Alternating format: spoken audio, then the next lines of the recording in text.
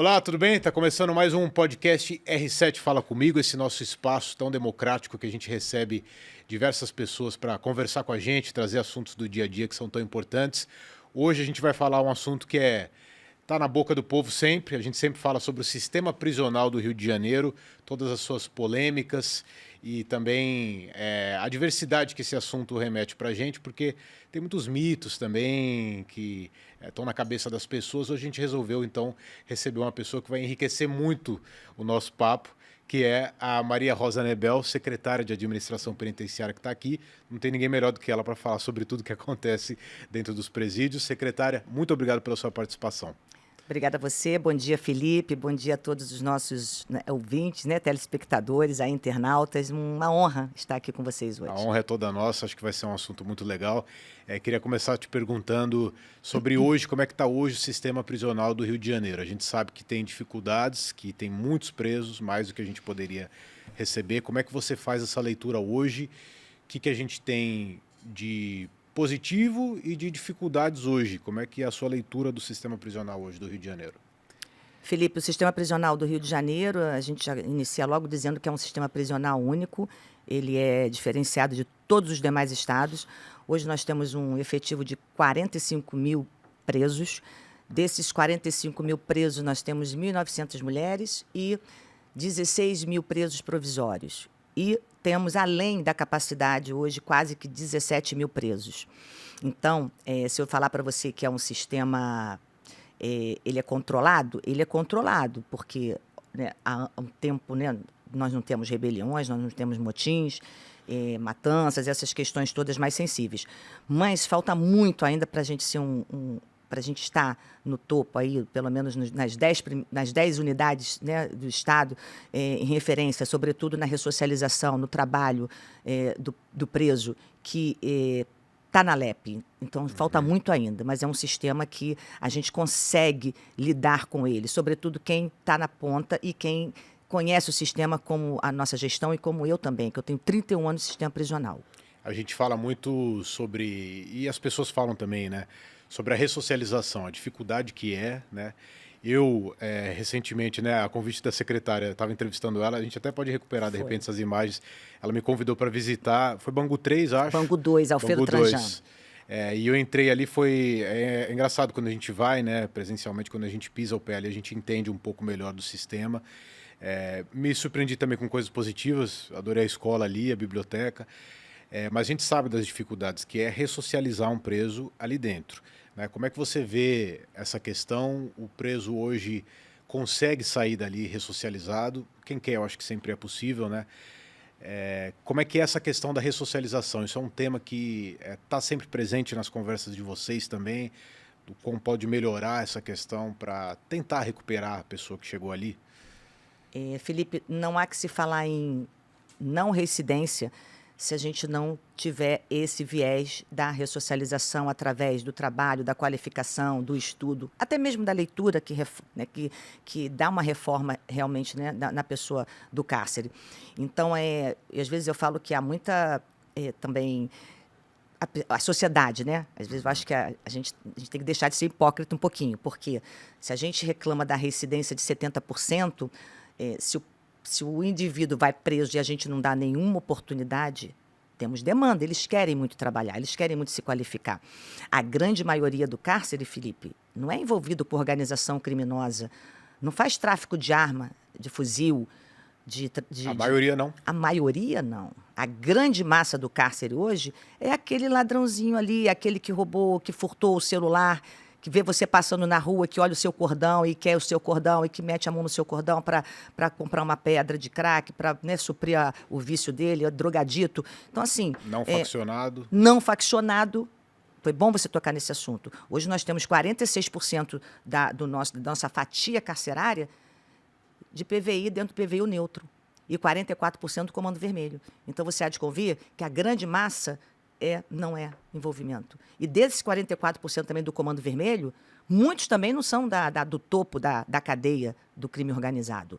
Então, não há que se falar diminuir a reincidência sem a gente dar oportunidade de trabalho. E a Secretaria tem esse viés, ela tem essa atribuição na lei de execução penal. Por isso que nós temos uma subsecretaria de tratamento voltado para a ressocialização. Queria falar um pouquinho sobre facções, né? A gente falou um pouco sobre não faccionados, né?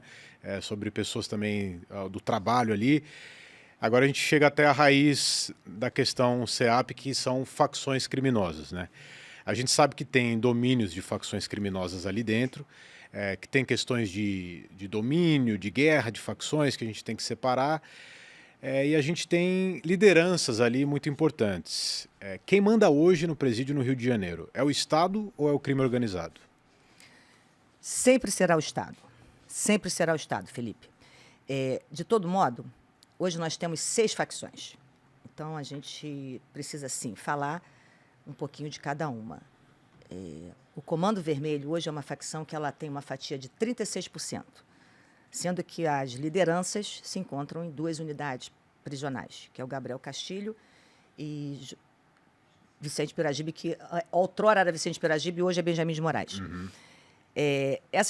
Esses líderes, digamos assim, eles são organizados, sim. Não adianta eu falar para você aqui que eles não são organizados, porque eles se organizam, sim.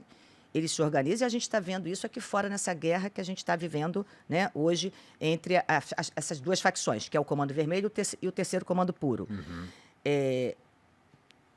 Eles tentam, sim, ter uma hegemonia. Eu não descarto essa hegemonia nos moldes do PCC de São Paulo, uma vez que a milícia já se enfraqueceu. As outras facções, o neutro, que é o que está dentro do povo de Israel, que hoje a gente tem uma fatia de 46% do sistema prisional, é realmente a facção que mais dá trabalho para o sistema prisional. Comando? Não, é o neutro, é o povo de Israel. O neutro está dentro do povo de Israel. Isso aí é uma fatia de 46%. Mas você acha que essa facção não pode ser cooptada? Claro que ela é fácil de ser cooptada.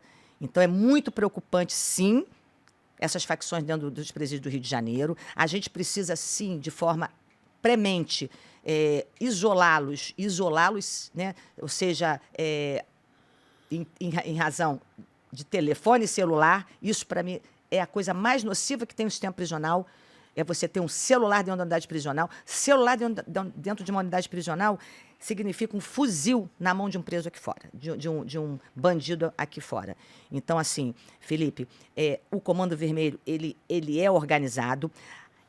Dá trabalho? Eles tentam cooptar o tempo todo, né? Eles tentam cooptar o tempo todo os servidores.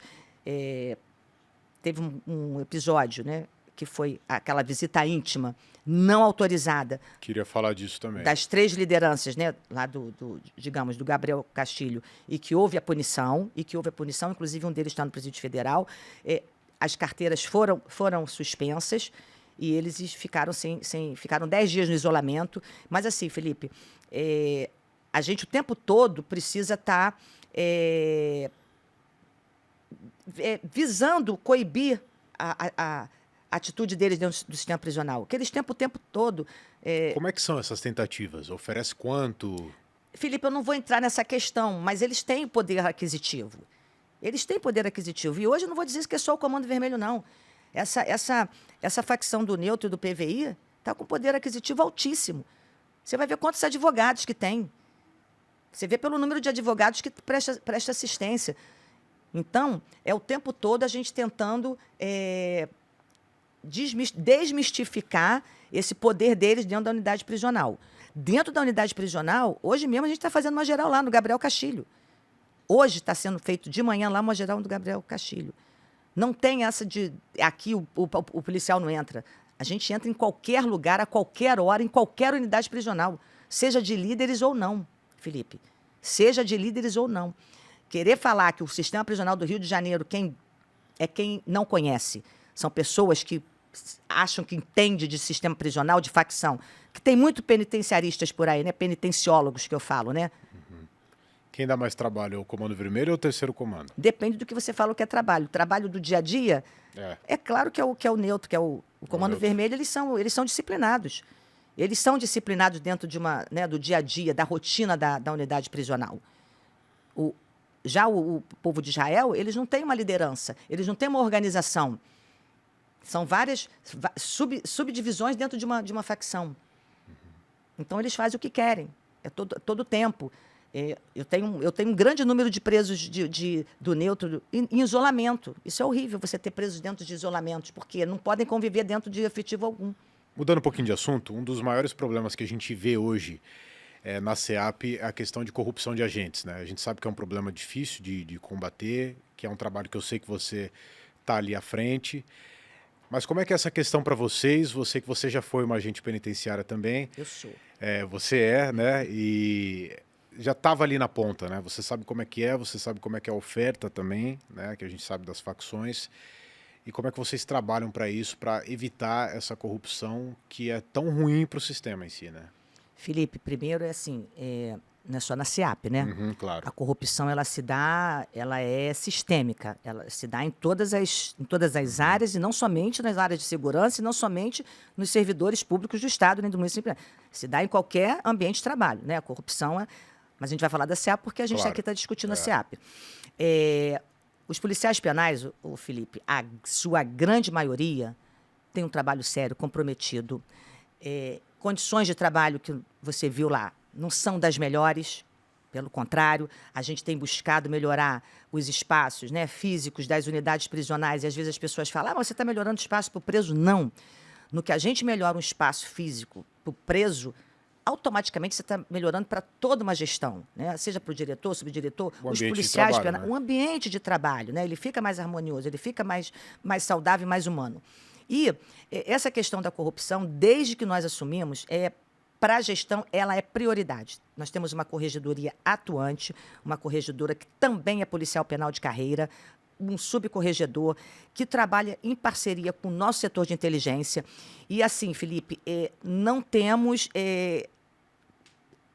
temor nenhum de punir. Inclusive, de 22 para cá, nós fomos a gestão que mais demitiu, que mais afastou policial penal das suas atividades. Infelizmente. Mas, se tiver que cortar na carne, a gente corta sim. Porque a gente não pode deixar que uma minoria, como é que se diz, denigre a imagem de uma categoria tão essencial para a segurança pública, sobretudo para a sociedade, que é o policial penal, que é quem cuida daquele indivíduo que vai ficar ali, a média, 5 anos. Polícia Civil fica poucas horas, Polícia Militar fica poucas horas com preso, né, com meliante. A Polícia Penal, a média, você já parou para pensar? A média que a gente vai ficar com aquele indivíduo é 5, 8 anos. E faz parte, inclusive, da ressocialização, né? Um papel importante do agente ali também. Com certeza. Você é mulher, primeira secretária da SEAP, né? Mulher. Queria entrar um pouquinho nessa questão, pegando o gancho da Danúbia, né? A gente teve essa prisão recente da Danúbia, moradora da Rocinha, já foi casada com o Ney da Rocinha, e que teve uma prisão que gerou, inclusive, muita polêmica ali, né? Ela foi presa ainda na maternidade, horas depois de dar à luz. Como é que foi a chegada dela ali, se puder falar um pouco para a gente desse bastidor? E como é que é para o Estado, né, e para a SEAP ter tantas mulheres, mães e bebês ali dentro desse sistema? Imagino que seja difícil. Felipe, o fato de, aí você falou, né, de eu ser mulher, realmente a gente tem uma sensibilidade. Quando a gente vê uma mulher, uma grávida, né, sendo presa e naquelas condições que eu sou mãe, e a gente sabe que como a gente fica vulnerável, frágil, é um momento sensível para toda mulher. O caso da Danúbia não foi um caso diferenciado. Nós temos outras mães, outras presas que entraram nessa mesma condição da Danúbia. Eu tenho presa que acabou de sair da audiência de custódia, entrou em trabalho de parto e a gente ainda teve que levá-la, nós da SEAP, tivemos que levá-la para a maternidade, acompanhar todo o trabalho de parto, pós-parto, levar, né, tanto ela quanto o bebê para essa unidade materno-infantil, que foi para onde a Danúbia, né? A Danúbia ainda teve a sorte de ter seu filho aqui fora, numa maternidade, e depois ela, né, lá no momento, depois pós-parto, cumpriram o mandado de prisão dela e ela ingressou no sistema. Essa unidade, Felipe, realmente é uma unidade que nós temos, que é uma unidade materno-infantil referência no Brasil. É uma unidade que, se você chegar lá, ela não tem aspecto de unidade prisional, ela não tem cela, ela não tem comarca, elas são camas normais, camas, né, na horizontal, tem os berçários perto das suas mães, tem a cadeira de amamentação, tem toda uma alimentação específica, os utensílios, né, que todo bebê precisa, né, fralda descartável, pomada anti-assadura, todo o aparato ali para acolher mesmo a mãe, o bebê, de uma forma humana, de uma forma sensível. E com a Januse não foi diferente. O bebê dela tem um probleminha que a gente também está acompanhando com os médicos do sistema prisional. Parece que o bebê dela está com síndrome de Down, a gente está acompanhando isso. Mas, como a Januse, como a Danúbia, nós temos lá mais 13 mãezinhas nessas condições. E que depois de um ano, eram 6 meses, aí vem a sensibilidade da mulher, sempre foi 6 meses que a mãe ficava com seu bebê na secretaria. Há uns 3 meses atrás, eu com a nossa coordenação feminina, decidimos estender esse prazo para que elas fiquem até um ano com o bebê, né? Porque eu acho razoável. A lei fala no mínimo 6 meses. Então, a gente estendeu aí para um ano. Razoável. Para até um ano ela ficar ali com o bebê. O que acontece depois com o bebê? Depois desse um ano? E com a detenta também? Então, Felipe, depois de um ano, agora, né, de 4 meses para cá, depois desse tempo, o bebê ele é entregue à família, né? A mãe da presa, ou a sogra, ou o pai, se estiver na rua, é entregue à família para a família cuidar. E a mãe, dali, ela vai para a unidade prisional, que ela vai cumprir a sua pena. A mulher ressocializa mais rapidamente, facilmente que o homem? Sim ou não, e por quê? Sim, porque ela não tem o envolvimento de organização criminosa como o homem, né? Hoje, quem é a dona do morro? Nós temos poucas, né? Como, né, eu tive uma presa que há 20 anos ela está no cárcere. Há 25 anos, quando eu fui chefe de turma, ela era presa, que é a Sandra, né, que dizem que é a Sandra Sapatão, que é a dona do Jacarezinho. Então, assim, obviamente, até pelo crime que é cometido. Então, ela não tem essa organização criminosa e que ela seja líder. Então, obviamente, a mulher ela se ressocializa mais do que o homem. Tá certo. Obrigado pelo papo. Obrigada. Vamos fazer uma parte 2, mas a gente pode fazer uma série, de repente. Isso aí. Obrigado, secretária. Beijo. Seja bem-vinda, volte sempre. Obrigada. Aqui é sempre esclarecedor falar sobre o sistema prisional, que a gente sabe que tem tanta... passa, como a gente falou, na cabeça das pessoas, a gente fala muito e não conhece, né? A gente mostra muito pouco também. Eu acho que isso é até uma questão que a gente pode mostrar mais, fazer com certeza reportagem ali para as pessoas entenderem melhor. Não tem assunto que a gente não traz. Porque às vezes o governador, né, e ao longo do país, né, ao redor do país também conhece muito pouco às vezes, né? Então Verdade. É importante. Obrigado. Obrigada a você. Você que está em casa, no carro, no ônibus, no metrô e assistiu a gente ou ouviu a gente, obrigado pela sua participação aqui também. E a gente se vê no próximo podcast R7 Fala Comigo. Combinado? Até a próxima.